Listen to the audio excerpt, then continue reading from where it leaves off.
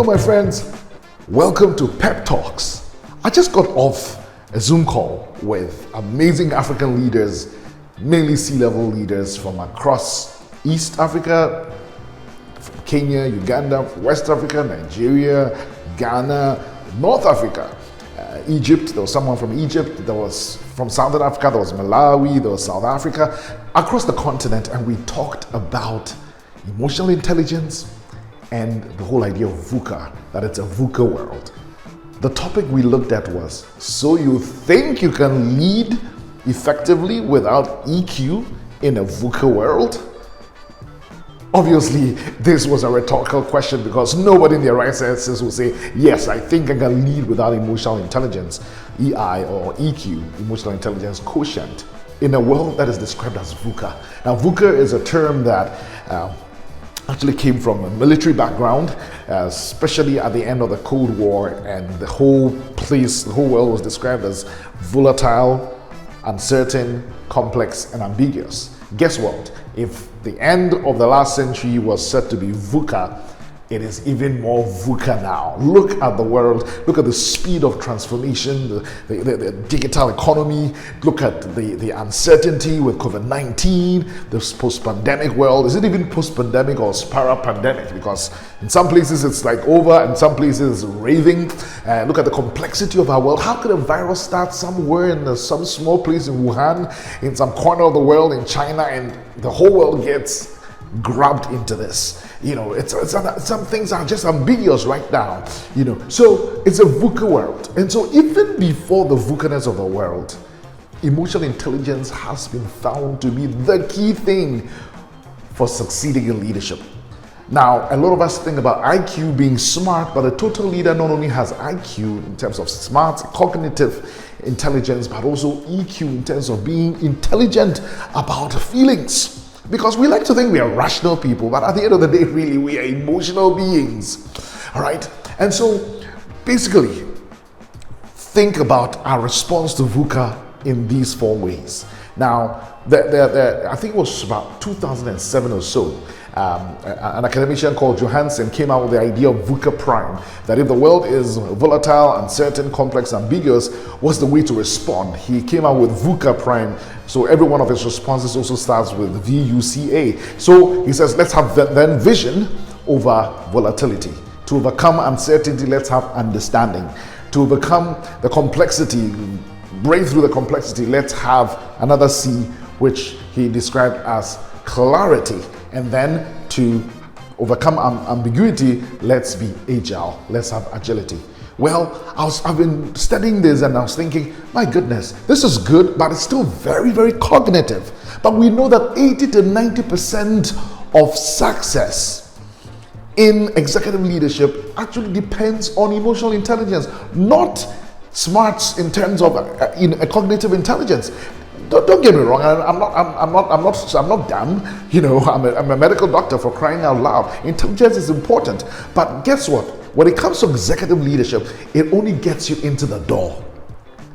You know, after about 128 IQ doesn't matter anymore.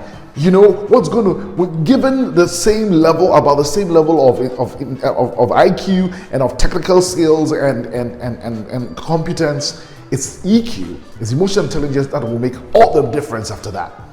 So then, why is VUCA prime so cognitive and does not take enough cognizance, does not take enough of emotions into cognizance? So I have designed something called VUCA EQ. What is the response? What's the emotionally intelligent response to VUCA situations? Number 1, V, I call verification. We need to be able to decipher what our emotions are, all right, and label them correctly.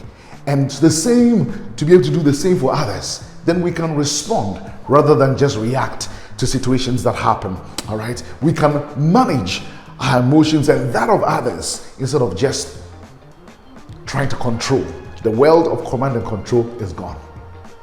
Secondly, instead of the uncertainty and just responding with understanding, again, cognitive, the emotional, the VUCA EQ is to respond in unison. What I mean by unison, respond with all the 3 brains. You see, you have a cognitive brain, but you also have an emotional brain. We call it the limbic system.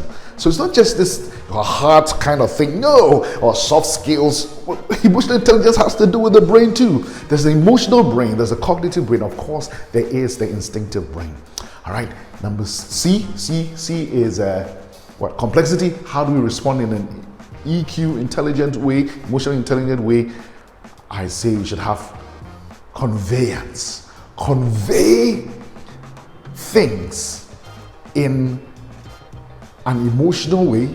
In other words, considering the emotional data, all right, not just the logical data, and in terms of values and in terms of perspectives. Remember to start with emotional data when thinking, all right, and when communicating, also begin with the emotional. I feel XYZ. How do you feel XYZ? I know that this company feels, people feel. That's the way to connect, to convey. And then finally, the A is sort of ambiguity. And of course, VUCA prime is agility. VUCA EQ is automotivity. In other words, we need to learn to move people's emotions, move people emotions. Why do you think it's called emotion? Feelings move us. Feelings rule the world. We don't like to acknowledge it, but they do. All right. And so how do you learn to know people's motives and their motivations so that you can ride on that to send them to the place where they ought to go? Leadership is in the transportation business, man. We are moving people from here to there. And without the power of emotional intelligence to move people, we ain't going nowhere. So hopefully this is a good wrap up of the VUCA world we are in and how we need emotional intelligence to be able to succeed and be significant. Take care. God bless you. Check out my website. I'll have a written form of this so that you can take your time and read it and assimilate it. But don't ever think you can lead effectively in this world, especially in this VUCA world, without emotional intelligence.